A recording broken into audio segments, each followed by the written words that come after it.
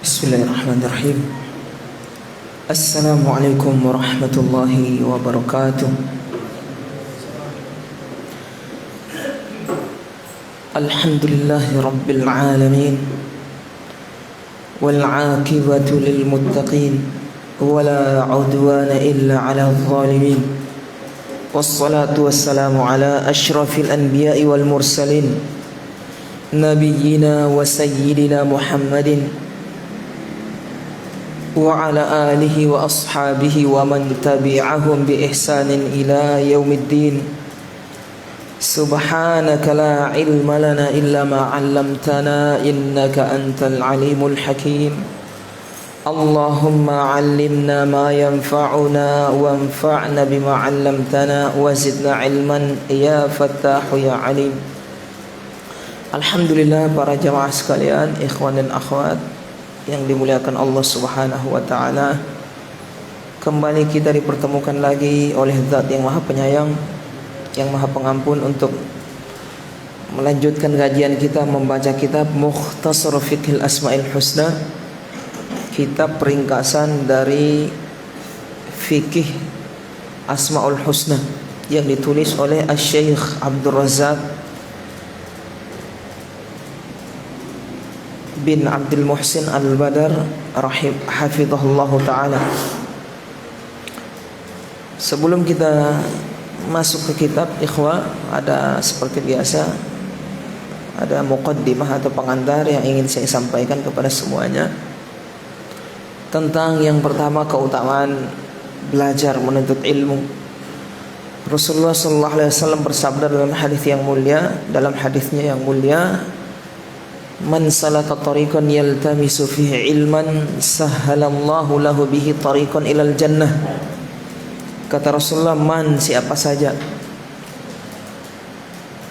laki-laki perempuan, orang yang sudah tua masih muda, orang yang sibuk dengan pekerjaannya atau tidak, orang yang penuntut, khusus penuntut ilmu atau tidak, yang mereka itu salaka tariqan, menempuh jalan, yaltamisu fihi ilman, untuk bisa mendapatkan ilmu agama maksudnya, baik ilmu akidah, ilmu fikih, ilmu tafsir, ilmu adab, akhlak dan seterusnya dari ilmu agama.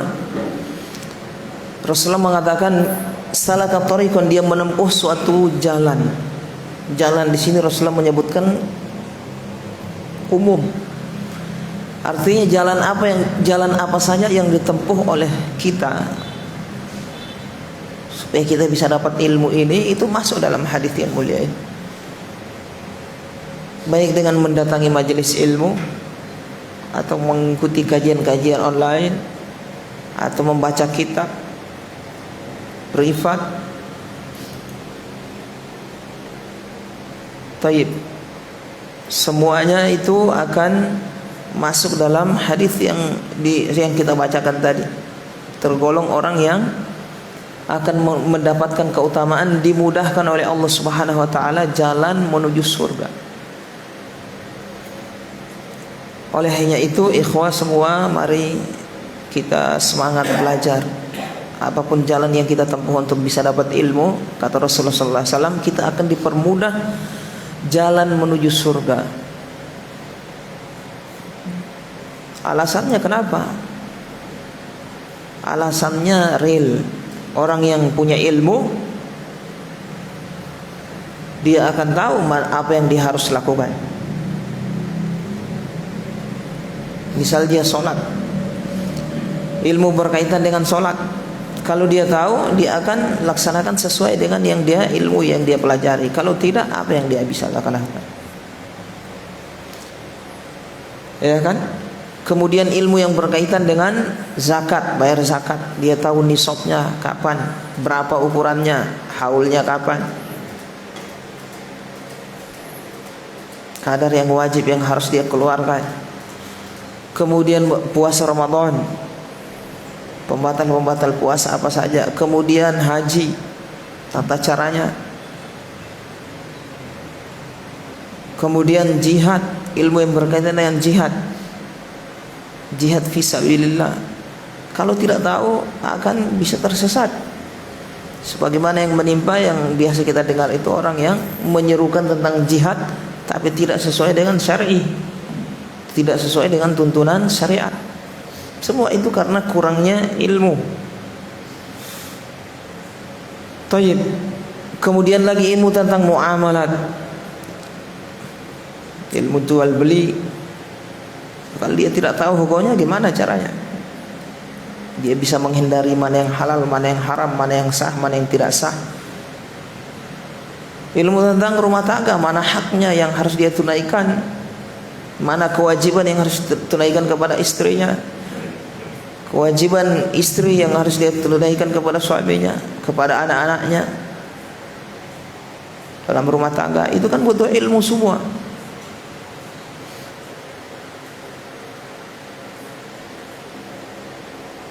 Kemudian perkara akidah, mana yang wajib untuk diyakini, dia jadikan sebagai akidah dalam Islam. Mana yang menyebabkan sah dan tidaknya keimanan dia.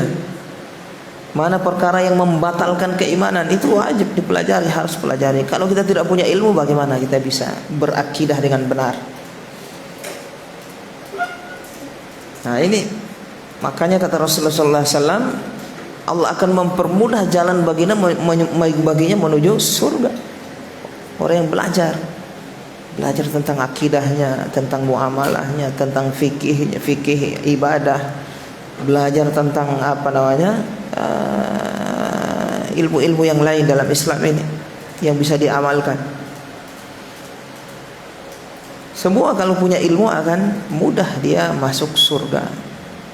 Kebalikan dari hadis yang mulia ini, orang yang tidak belajar, tidak mengupayakan dirinya bisa dapat ilmu, itu susah dia masuk surga. Dia tidak tahu mana yang halal, mana yang haram, ya kan? Dia tidak tahu mana yang syirik, mana yang bid'ah, mana yang kufur, mana yang mengeluarkan dari Islam, mana yang ibadahnya sah, mana yang tidak. Mana dia tahu kalau dia tidak belajar? Susah dia masuk surga. Sementara syarat masuk surga kan harus punya ilmu. Syarat untuk beribadah harus punya ilmu. Syarat berakidah harus punya ilmu. Bagaimana? Sebab itu Rasulullah mengatakan akan dimudahkan bagi orang yang belajar tadi jalan menuju surga. Sebaliknya, orang yang tidak belajar membiarkan dirinya, kebodohan itu hukum asalnya tidak tercela. Orang bodoh ya memang asalnya manusia ya bodoh, jahil, tidak paham apa-apa. Tapi yang tercela membiarkan diri dalam kebodohan, padahal mampu untuk belajar, punya waktu, punya harta untuk bisa dapat ilmu dengan beli kitab, ikut pengajian dan seterusnya kalau memang berbayar. Punya waktu, punya tenaga, punya pikiran untuk berpikir, untuk memahami tadi. Dia tidak pakai juga untuk belajar supaya imannya sah, ibadahnya sah, terhindar dari halal yang haram. Itu semua akan dimintai pertanggungjawaban di akhirat. Ketika berhadapan dengan Allah di akhirat, kenapa kamu bikin ini? Saya tidak tahu hukumnya. Kenapa tidak belajar? Selesai, habis tor. Ya kan? Beda dengan orang yang di suatu tempat tidak ada orang yang mengajar di situ, tidak ada kajian. Dia bikin yang haram, dia tidak tahu. Kenapa kamu bikin ini? Saya tidak tahu ya Allah. Kenapa tidak belajar? Saya mau belajar, tidak ada orang yang saya tempat belajar. Uzur. Ya, orang-orang yang di atas gunung sana, Polahi sana. Ketika mereka bikin dosa misalnya, mereka tidak tahu. Tapi kalau kita yang di kota ini, apa yang susah bagi kita untuk dapat ilmu, informasi tentang ilmu? Tinggal klik, ya kan? Tahu hukumnya. Bertanya kepada yang ahlinya, sudah tahu. Dengannya dia bisa beramal. Maka tidak salah ada ulama mengatakan zaman sekarang untuk dikatakan uzur karena tidak tahu itu sudah susah. Sudah hampir dikatakan tidak ada. Karena sarana untuk bisa dapat ilmu itu sudah terbuka, sudah gampang, semua orang bisa akses. Oleh sebab itu ikhwah, kita belajar. selama masih ada kesempatan belajar, terus masih ada yang mengajar, kita belajar. Insya Allah mudah-mudahan dengan itu Allah mempermudah kita jalan menuju surga sebagaimana yang dijanjikan oleh Allah melalui lisan Rasulullah sallallahu alaihi wasallam.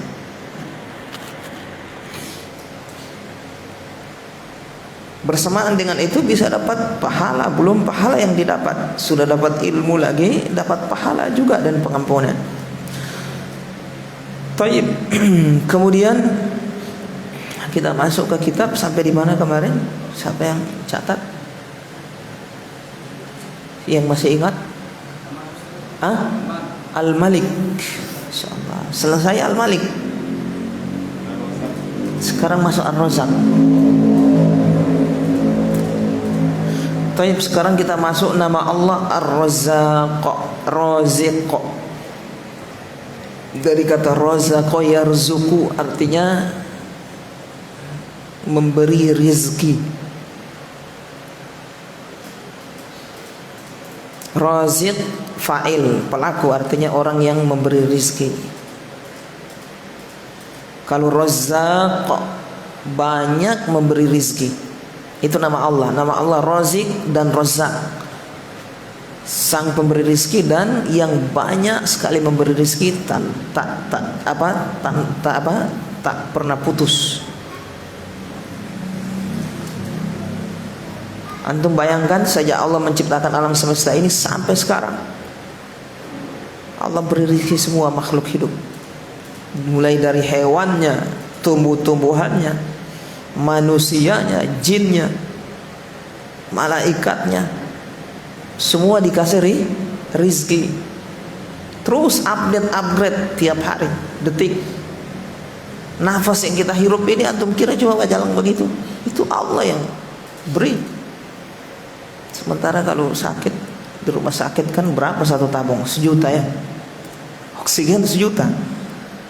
Ini oksigen ini yang kita hirup ini aman, tidak bayar, gratis. Bernapas dengan lega. Itu rizki dari Allah.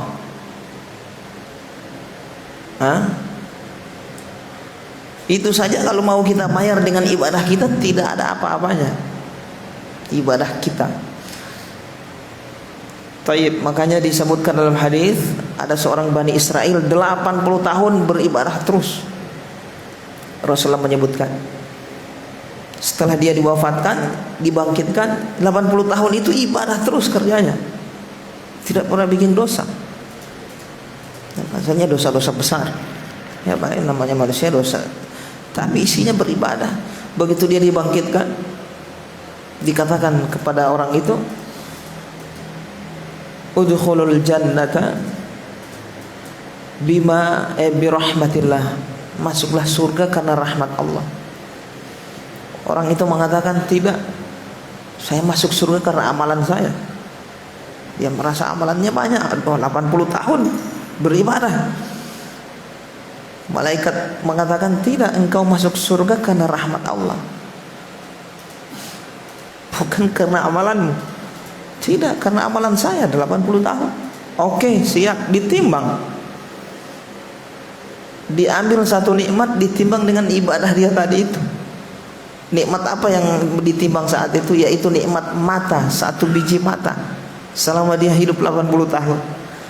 Kemudian ditimbang dengan amalan dia yang 80 tahun, lebih berat nikmat mata.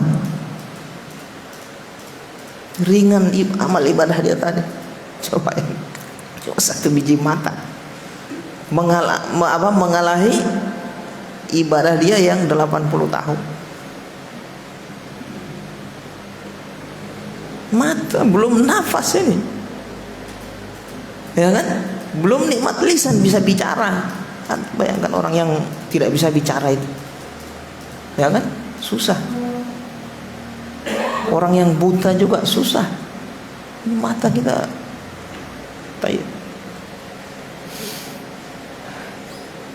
Jadi Razzaq banyak memberi rizki yang tidak pernah putus, baik dari sisi kuantitas, kualitas, dari sisi jumlah, kualitas juga. Coba asalnya harus melakukan perenungan kita untuk bisa memahami nama-nama dan sifat Allah Subhanahu wa taala. Perhatikan yang Allah beri manusia ini, berapa jin, nikmat yang Allah kasih. Razzaq, tidak pernah putus.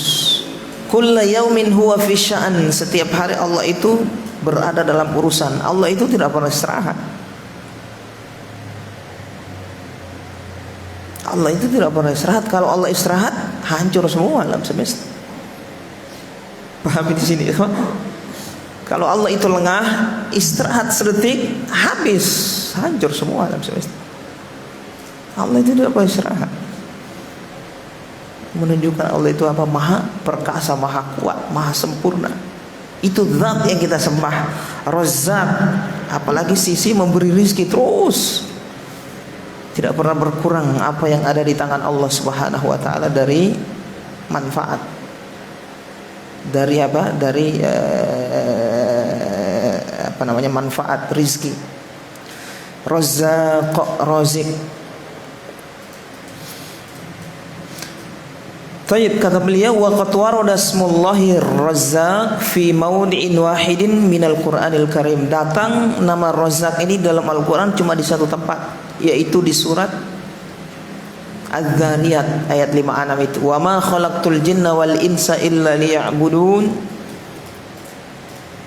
Ma uridu minhum mir rizqin wa ma uridu ayyut'imun. Innallaha huwar razzaq dzul quwwatil matin.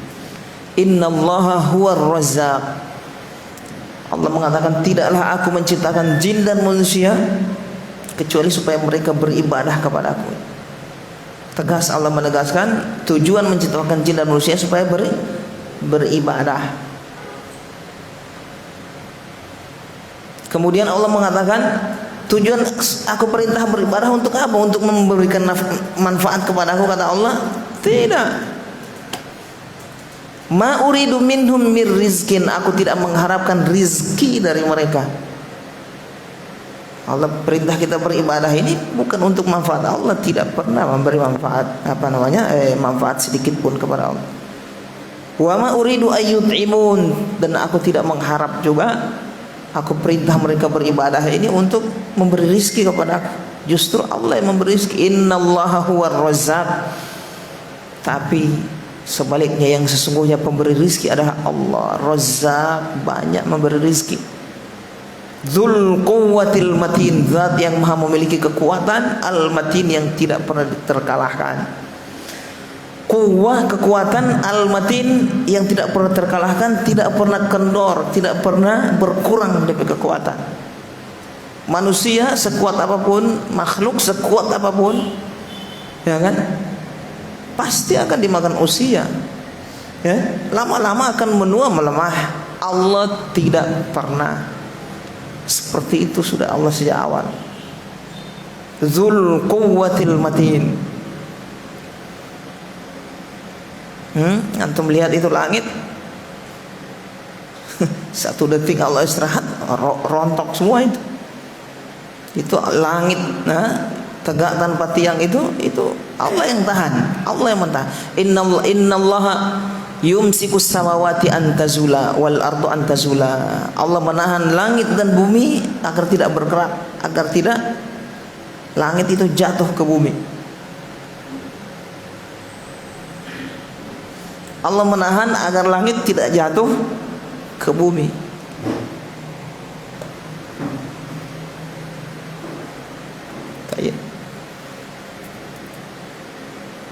Menunjukkan langit itu dengan bumi sama besarnya. Paham ini, ikhwan? Iya, Harun. Allah menahan langit agar tidak jatuh ke bumi. Berarti bumi bisa menampung langit.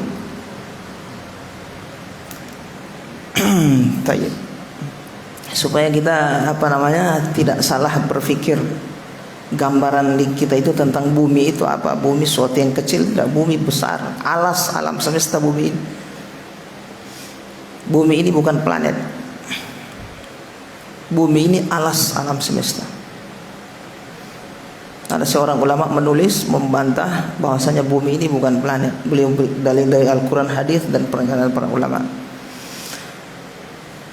Kemudian kata beliau, wa warada ismur raziq bi sighatil jam'i fi mawadhi' minha qauluhu ta'ala. Kemudian nama Allah Razik, tadi Razzaq, ini Razik lagi. Kalau Razik pemberi rizki, kalau Razzaq banyak memberi rizki. Allah mengatakan wallahu khairur raziqin. Allah itu sebaik-baik pemberi rizki. Baik. Wa warada aidan fi sunnati kama sayati dzikruhu fil qabid al-basit. Dan juga datang di dalam hadis nama yang mulia ini. Ketika Allah ketika Rasulullah menyebutkan nama Allah Qabid Basit Razik itu. Fallahu subhanahu huwar razzaq. Allah adalah zat satu-satunya yang razzaq, yang memberi rezeki, banyak memberi rezeki, tidak pernah putus. Apa maksudnya razzaq? Al-mutakaffil, yang menanggung bi arzakil ibad, seluruh rezekinya para hamba. Al-qaimu ala kulli nafsin bima yuqimuha min qutiha, yang menegakkan seluruh jiwa dengan sesuatu yang bisa menghidupinya. Makanya di antara nama Allah Al-Muqit, termasuk Asmaul Husna Al-Muqit. Muqit itu artinya yang memberikan, qut itu artinya makanan pokok yang dengannya makhluk bisa hidup. Kan makanan ada dua, ada yang makanan pokok, ada yang tambahan. Qut itu makanan pokok yang bisa hidupnya. Termasuk nama Allah Muqit, yang memberi makanan pokok agar makhluk bisa hidup. Wa ma min dabbatin fil ardi illa 'ala Allahi rizquha, dan tidak ada makhluk melata di muka bumi ini kecuali Allah yang memberi rizki, Allah yang menanggungnya. Subhanallah. Manusia ini di Gorontalo ini Allah. Iya.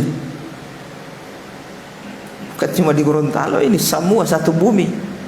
Siapa yang tanggung rizkinya? Allah. Semut, hitung saja itu semut itu. Antum bisa hitung. Kutu yang ada di kepala kita, siapa yang tanggung rezekinya? Allah. Ikan, miliaran ikan, triliun dari berbagai jenisnya, Allah yang tanggung. Hewan, tumbuh-tumbuhan, semua Allah yang menghidupkannya, itu Allah yang tanggung. Coba antum lihat, perhatikan. Allah mengatakan wa ka'ayyin min dabbatin la tahmilu rizqaha. Betapa banyak makhluk yang tidak menanggung rizkinya. Wallahu yarzuquha wa iyyakum. Allahu yarzuquha wa iyyakum. Tapi Allah yang memberi rizki, dan kalian juga wahai manusia. Makhluk-makhluk yang lain itu Allah beri rizki, dan kalian juga wahai manusia. Tayyib. Masuk waktu azan dulu.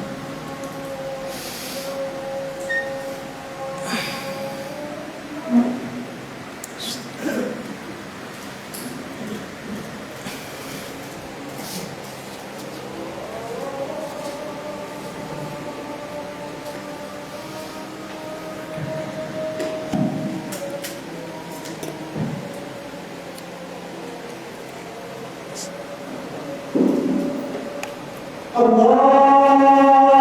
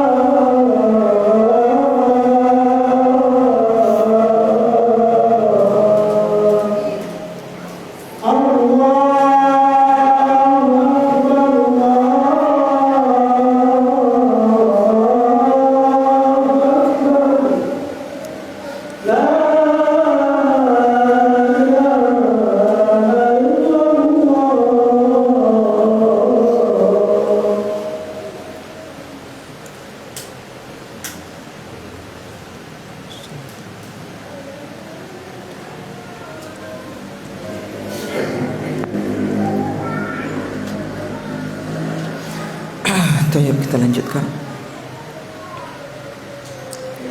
Kemudian beliau mengatakan wa rizqullahi li'ibadihi naw'ani. Rizki yang Allah berikan kepada para hambanya ada dua macam. Al-awwalu rizqun amun yashmalul birra wal fajira wal mu'mina wal kafira wal awwalin wal akhirin wa huwa rizqul abdan. Rizki yang pertama, macam yang pertama, rizki yang umum. Rizki yang umum ini kata beliau mencakup seluruh umat manusia, seluruh golongan manusia, baik yang soleh maupun yang toleh, yang soleh, yang fasik, yang mukmin, yang kafir. Semua manusia yang pertama, manusia yang terakhir, semua diberi rizki oleh Allah Subhanahu wa ta'ala. Itu orang kafir, antum perhatikan, rizki dari Allah. Allah beri rizki. Sehidup, lancar, lapang, hidupnya, usahanya juga lancar, ya kan, beranak pinak, punya kendaraan. Itu rizki yang umum. Allah kasih tapi rizki umum. Wa huwa rizqul abdan. Ini adalah merupakan rizki yang sifatnya badaniyah. Rizki duniawi, rizki badan. Rizki berupa maslahat hidup, maslahat fisik. Wa ma min dabbatin fil ardi illa 'ala Allahi rizquha. Tidak ada hewan yang melata di muka bumi ini yang hidup kecuali Allah yang menanggung rizkinya. Rizki umum. Wa 'alaihi falaysa kathratu hadhihi rizqi fid dunya dalilan 'ala karamatil 'abdi indallahi. Oleh sebab itu kata beliau, tidaklah rizki dunia ini, rizki badan fisik ini menunjukkan banyaknya yang Allah beri, menunjukkan bahwasanya hamba itu memiliki kemuliaan di sisi Allah Subhanahu wa ta'ala. Tidak. Orang diberikan kekayaan, sehat terus, kendaraan yang banyak, istri yang banyak, anak yang banyak, misalnya anaknya sukses semua, kedudukan yang tinggi, rezeki dunia, bukan menunjukkan Allah itu suka dengan orang itu, Allah cinta dengan orang itu, menunjukkan karomah, kemuliaan. Tidak sama sekali. Dengan apa yang Allah beri, dengan rezeki tadi, tidak. Jadi jangan ikhwah, ketika Allah mempersempit rezeki kita, nafkah kita maksudnya, kita merasa sudah Allah membenci kita. Tidak. Coba lihat, antum perhatikan perjalanan Rasulullah SAW, hidup beliau. Selalu merasa dalam kelaparan Rasulullah SAW. Tapi lihat Rasulullah, manusia yang paling Allah cintai, manusia pilihan. Pernah Rasulullah itu lapar, tidak ada makanan, keluar. Di saat yang sama Abu Bakar juga keluar, kelaparan, tidak ada makanan.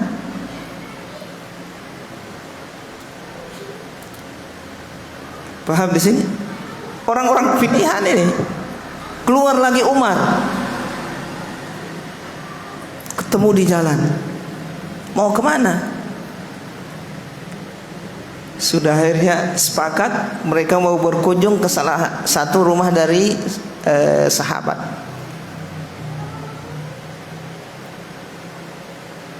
Berkunjungnya berharap dikasih makanan. Berkunjung, senang sekali itu sahabat yang dikunjungi oleh Rasulullah sallallahu alaihi wasallam, ada Abu Bakar dengan Umar. Disilahkan masuk, dijamu dengan jamuannya sampai kenyang mereka.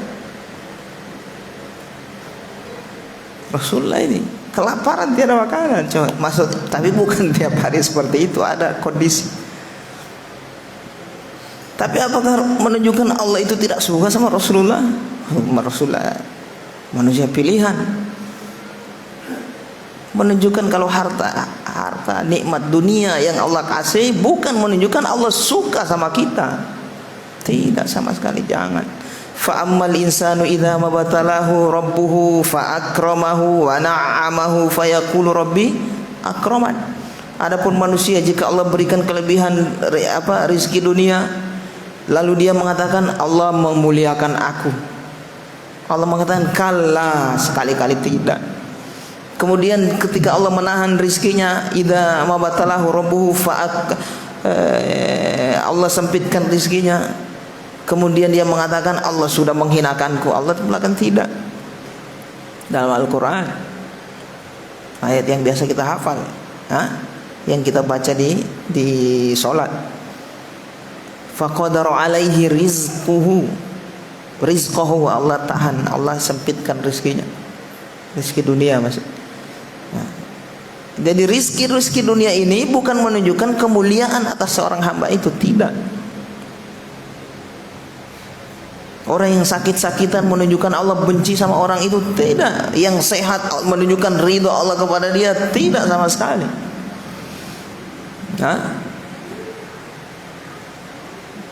Kama anna qillatahu laisa dalilan ala hawanihi indahu, sebagaimana sedikit rezeki yang Allah berikan menunjukkan Allah hinakan orang itu, tidak.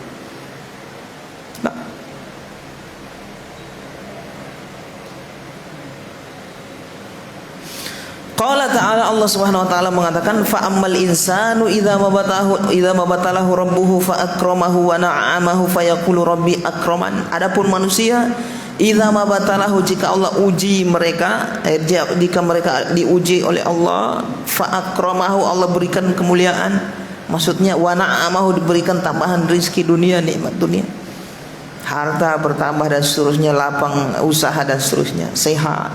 Fayaqulu rabbi akraman, lalu dia mengatakan, Allah, berarti Allah suka, Allah muliakan saya ini. Wa amma idza mabatalahu faqadaru alaihi rizqahu fayaqulu rabbi ahanan. Adapun jika Allah beri musibah, Allah persempit rezekinya, dia mengatakan, Allah sudah hinakan saya, Allah tidak suka lagi sama saya, Allah benci sama saya.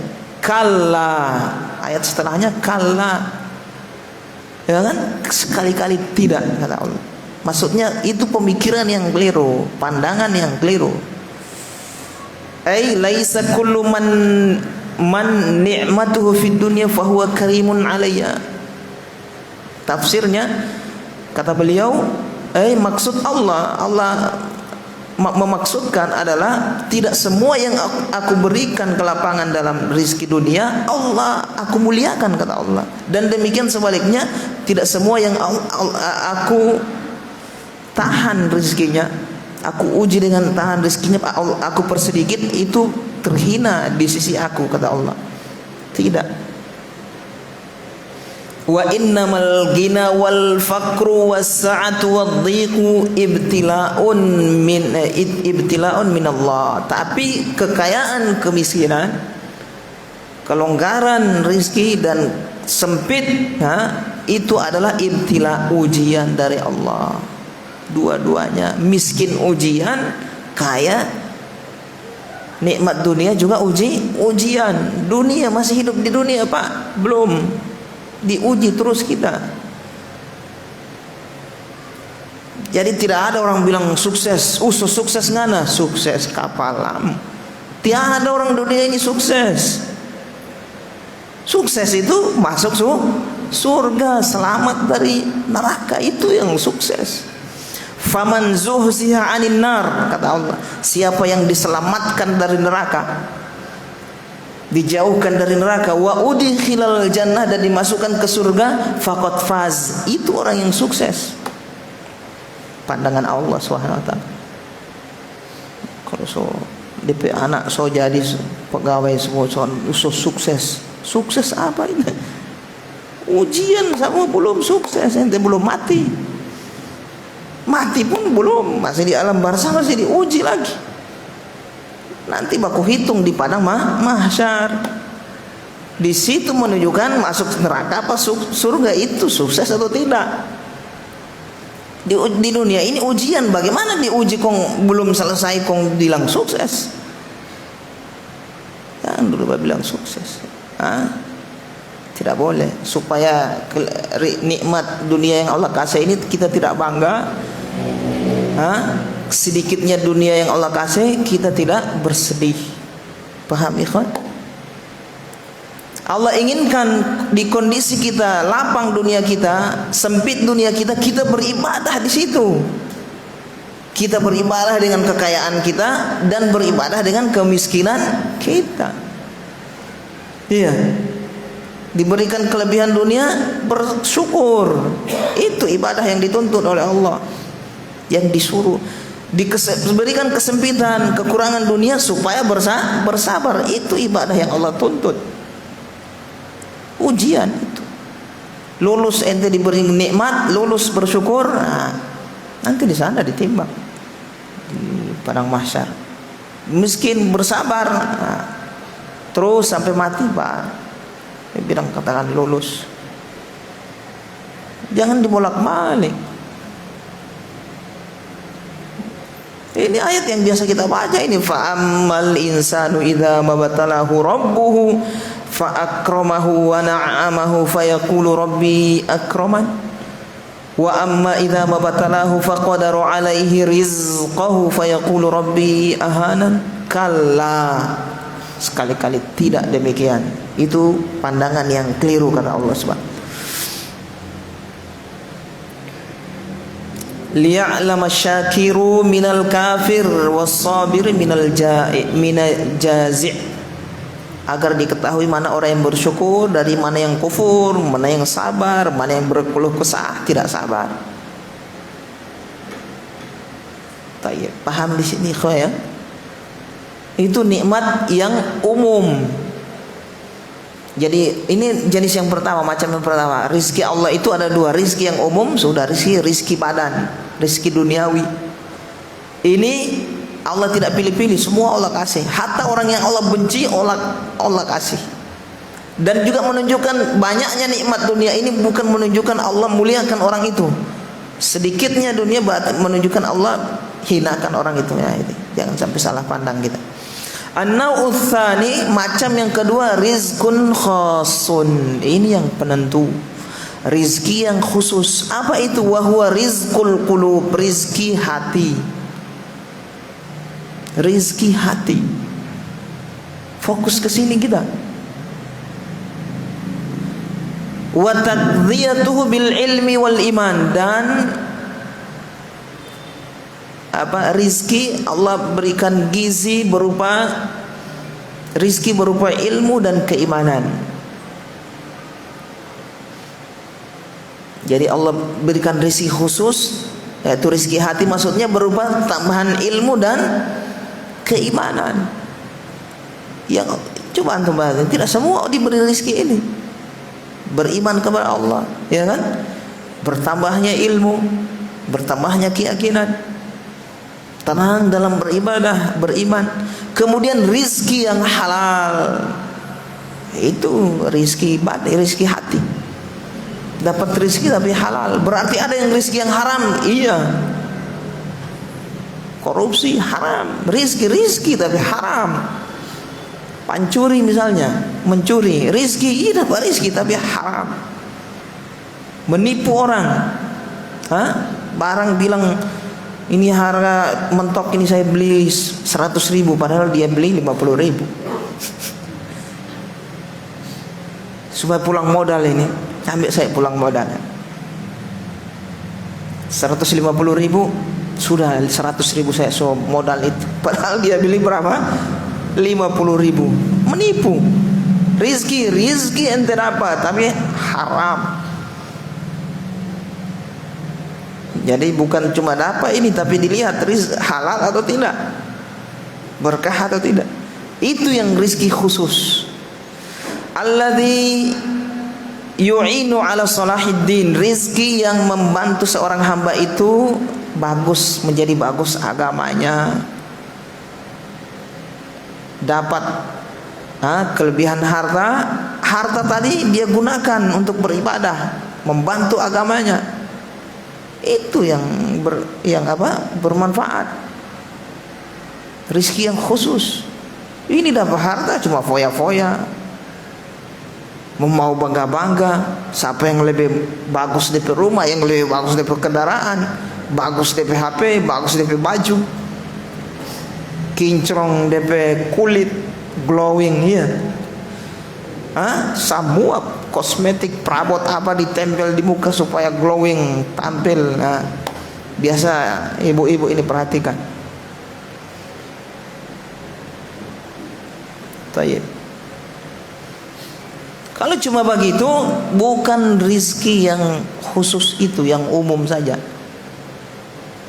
Tapi kalau glowing supaya mulus apa di hadapan suami, ini yang rizki khusus. Kasih glowing supaya untuk suami, supaya lebih harmonis hubungan suami, tidak balia-lia yang lain. Ini Bastel nanti mau keluar rumah, di rumah Muhammad, ya Allah ya Rabbi. Bukan parfum Remason.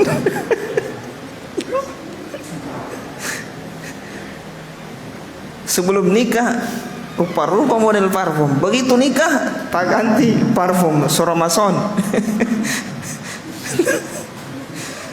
Apa ini rizki yang khusus? Khusus apa umum ini? Umum.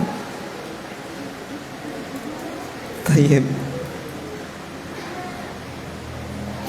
Jadi intinya ini rizki yang khusus ini, walaupun dunia tapi mengantar dia untuk membantu untuk beribadah, memperbaiki agamanya, memperbaiki ibadahnya, begitu.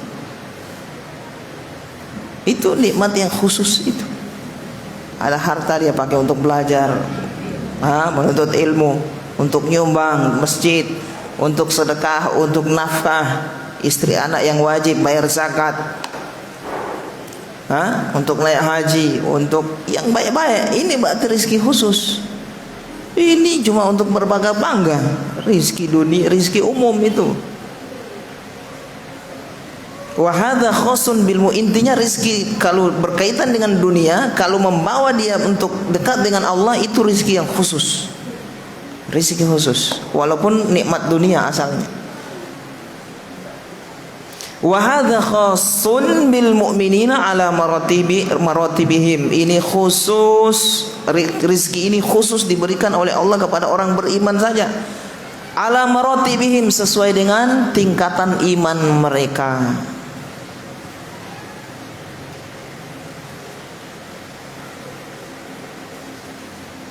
Allah mengatakan dalam Al-Quran, wa may yu'min billahi wa ya'mal salihah yudkhilhu jannatin tajri min tahtiha, dan seterusnya. Allah mengatakan dalam Al-Quran,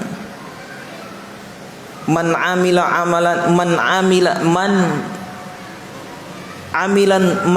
salihan min dzakarin aw untha, siapa saja yang beramal soleh dari laki-laki maupun perempuan, wa huwa mu'min, beramal soleh dia dalam keadaan beriman, tidak melakukan kesyirikan, tidak kufur, amalan soleh, beriman dia. Falanuhyiyannahu hayatan thayyibah, kami akan berikan balasan berupa kehidupan yang thayyib, yang bagus. Hayatan thayyibah, kehidupan yang bagus, yang baik. Dijelaskan oleh para ulama, kehidupan yang bagus itu bukan kaya, bukan. Tapi hati yang lapang. Kalau Allah berikan kekayaan tidak membuat dia bangka dada, semua dia anggap dibawa semua. Kalau Allah sempitkan rezeki rezeki dunianya tidak membuat dia bersedih. Itu hayatan thayyibah. Diberi musibah tetap dia bersabar, lapang dadanya, senang, lapang. Ini cuma dapat musibah sedikit, so kalau minta ampun, coba gantung di tiang tower apa, bunuh diri. Nah ini.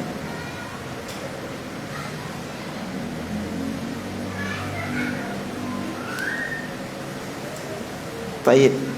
Razzaq, maha memberi rizki.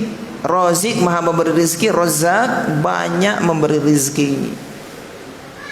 Banyak memberi rizki. Baik. Itulah Allah Subhanahu wa taala. Paham di sini ikhwan? Tidak ada yang bisa menandingi Allah dari sisi itu. Taruhlah kita umpamakan ada makhluk yang punya kekayaan banyak seperti korun, taruhlah. Tetap kalau dia memberikan sumbangan misalnya untuk satu kabupaten, tetap akan berkurang hartanya. Bisa habis juga lama-lama tuh, ya kan? Berkurang. Kalau Allah tidak. Yang Allah infakkan ke makhluk hidup, di perbandingan yang Allah keluarkan dari perbendaharaannya Allah Subhanahu wa taala, rizkinya Allah itu seperti lautan. Cuma ambil satu gelas. Lautan ambil satu gelas. Itu kekayaannya Allah itu. Tidak berkurang. Nah, belum, dan tidak pernah istirahat itu. Allah memberikan rezeki terus, ya kan? Setelah berakhir semua manusia ini di hari kiamat hancur semua, Allah hidupkan lagi. Kan Allah kasih masuk surga, kasih masuk neraka, kasih masuk surga. Di surga itu terus menerus Allah beri rezeki lagi. Apalagi di surga, nikmatnya kekal, update terus, update dan upgrade. Iya, Pak Damin. Nikmat surga itu update dan upgrade. Jangan antum sangka kenikmatan surga itu kekal terus seperti itu, tidak, upgrade. Makanya tidak akan bosan kita. Yang kita nikmati misalnya buah satu, di buah yang sama kita makan lagi lebih sadap dari yang pertama. Yang ketiga lebih sadap dari yang kedua. Yang keempat lebih sadap dari yang ketiga tadi. Yang kelima lebih sadap dari yang ke. Sampai kapan? Tidak pernah putus. Upgrade terus. Allah beri nikmat, Razzaq, tidak pernah putus memberi rezeki. Terus menerus Allah memberi rezeki, Razzaq. Dzul quwwatil matin, yang memiliki kekuatan yang tidak pernah terkalahkan dan tidak pernah menua, berkurang kekuatannya. Baik, kemudian kita lanjut Al-Ahad, Al-Wahid, nama Allah yang berikutnya Al-Ahad, yang Maha Esa. Wahid, satu, tunggal. Al-Ahad, Ahadun Ahad. Perkataan siapa ini? Bilal waktu disiksa. Disiksa,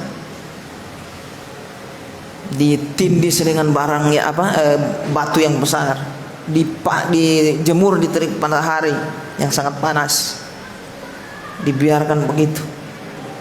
Yang keluar dari lisan beliau apa? Ahad, Ahad, Ahadun Ahad. Allah yang Maha Esa.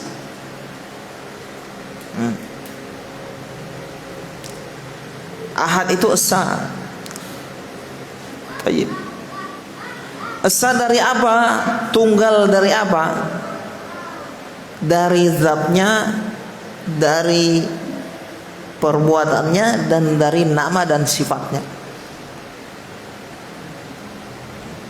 Esa zatnya, esa apa? perbuatannya, dan esa apa? Nama dan sifatnya. Yang pertama esa dari zatnya, tunggal dari zatnya. Zat Allah itu tunggal, satu, tidak berbilang. Zat yang maha sempurna, tidak sama dengan makhluk. Zat yang tidak membutuhkan siapapun. Zat yang berdiri dengan sendirinya. Sudah lewat nama Allah termasuk nama Allah yang sebelumnya, masih ingat, yaitu Al-Hayyu Al-Qayyum, yang maha hidup, Al-Qayyum, tegak dengan sendirinya dan menegakkan yang selainnya. Artinya Allah, yang lain ini butuh kepada Allah, tapi Allah tidak butuh kepada mereka. Kayaknya jangan antum pahami sangka Allah itu bernafas, makan. Tidak, Allah tidak makan, Allah tidak bernafas.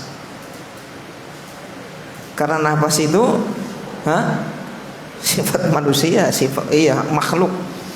Allah tidak butuh dengan yang demikian. Sempurna hidupnya Allah Subhanahu wa taala. Ahad dari zatnya, esa, zat yang sempurna, yang maha besar ini. Zatnya itu esa, maha besar, tidak ada yang serupa dengan Allah Subhanahu wa taala. Taib, apa yang kita esakan dari zat Allah? Yang pertama, dari sifat kekurangan. Yang kedua, dari kesempurnaan itu tidak ada yang sama dengan Allah Subhanahu wa taala. Itu yang harus kita esakan, kita sucikan Allah darinya, dari dua perkara itu. Apa yang pertama? Dari sifat kekurangan. Artinya Allah itu tidak ada sifat kekurangan pada zatnya.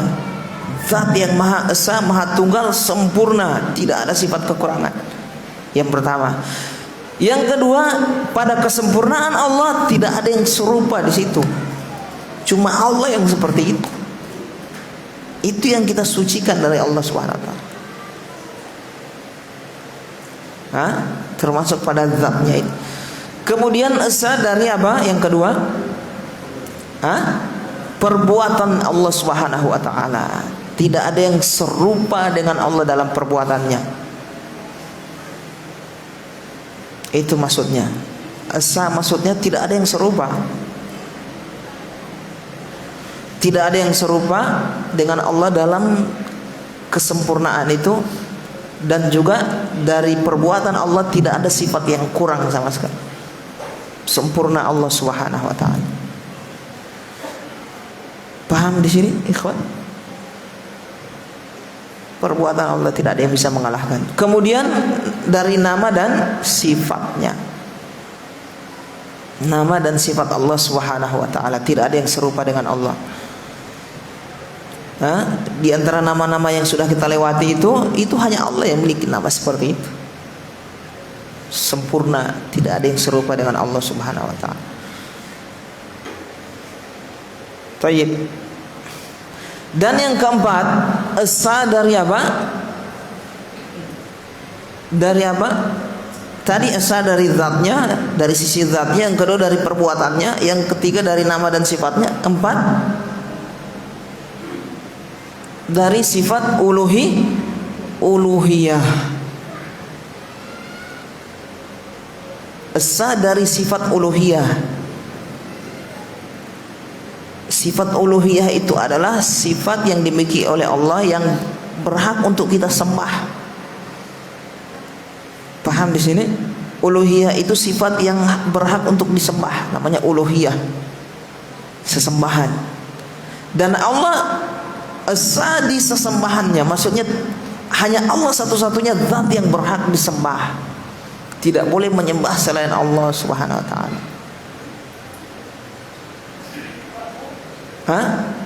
Jadi siapa yang mengesahkan Allah pada empat sisi ini, sudah dia berarti bertauhid, mentauhidkan Allah Subhanahu wa taala. Mengesahkan Allah. Mengesahkan Allah dalam zatnya, mengesahkan Allah dalam perbuatannya, mengesahkan Allah dalam nama dan sifatnya, mengesahkan Allah dalam sesembahan. Dalam artian memurnikan ibadah hanya kepada Allah, tidak menyembah selain Allah SWT. Nah, ini banyak, tidak sedikit kita saksikan orang yang menyerahkan ibadah kepada selain Allah. Ada yang beribadah kepada jimat, beribadah kepada kuburan, beribadah kepada jin, setan, banyak. Iya, dan rata-rata orang yang bukan rata-rata, maksudnya notabene orang yang seperti itu pernah kita dapatkan mengaku muslim, Islam pakai songkok, tapi bapira jin,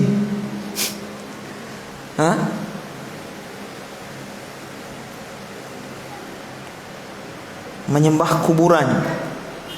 Ya wahai Syekh fulan, wali fulan, tolong saya. Menyembah. Arti orang seperti ini tidak mengesahkan Allah dalam sifat uluhiyahnya Allah, tidak mengesahkan Allah dalam penyembahan kepada Allah Subhanahu wa taala. Tayyib. Demikian ikhwah. Insyaallah pertemuan berikutnya kita lanjutkan.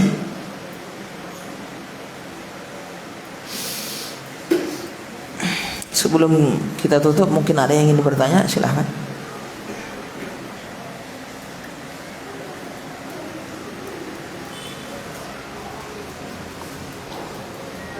Pak Baim, silahkan.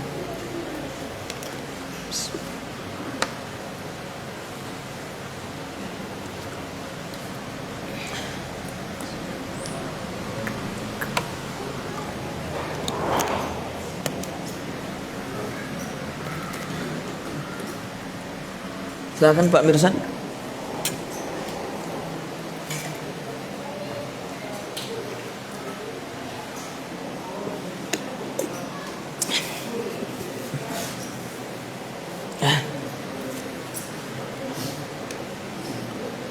Damin.